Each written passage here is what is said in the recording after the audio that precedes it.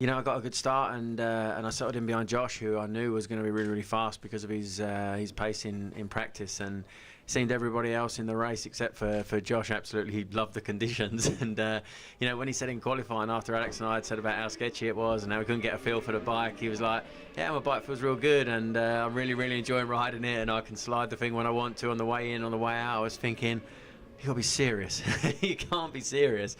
But all credit to him, you know, he rode a great race, and I stuck in second place for a long time, and Alex came past towards the end, and you know, when Alex kind of upped the pace a tiny bit, and when I tried to go with him, my bike started to spin a lot, and I just thought, you know what, if I fall down now, I'm gonna lose 16 points. If I take as such a third place, then at least I only lose 4 to him. So you know, all credit to the pair of them. They were awful conditions, and wasn't a lot of fun that race. You know, it's probably one of the most boring races I've ever had, because you're literally just riding around for 18 laps just trying to stay upright. But you know, that's one out the way.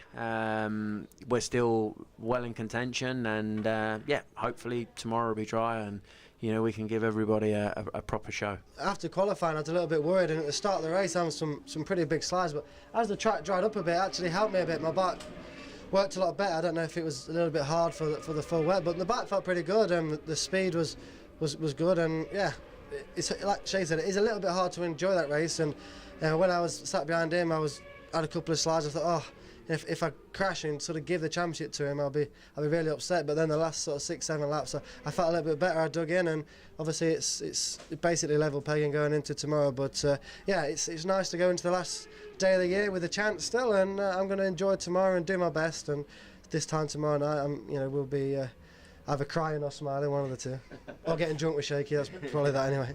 Initially, at the start of the race, when it was more wet, I felt a lot better. You know, I felt comfortable, and could find a rhythm, and was able to ride fast. And then as soon as the track started to dry up, I was sort of thinking, should I just stick to the dry lines and try and make the best of the dry, or will that overheat the tyre and make the tyre deteriorate at the end? So then I started sort of going for water patches, try and keep the tyres a bit cooler, because that's what you do. And then and the gap seemed to grow, most of the way through the race. So I felt kind of comfortable. Whatever I was doing, it felt like I must have been doing something right. And then with 2 laps to go, I got that Alex was behind me, and with 1 lap to go, I had 1 second on the board. I don't know if that was accurate, but they give me a sign of only 1 second lead from what it was 3. So I quickly had to figure out how quick I could go to try and avoid being overtaken, which was quite a surprise and not really the end of the race I was looking for. When, as I said, the more of the track got dry, the less comfortable I was.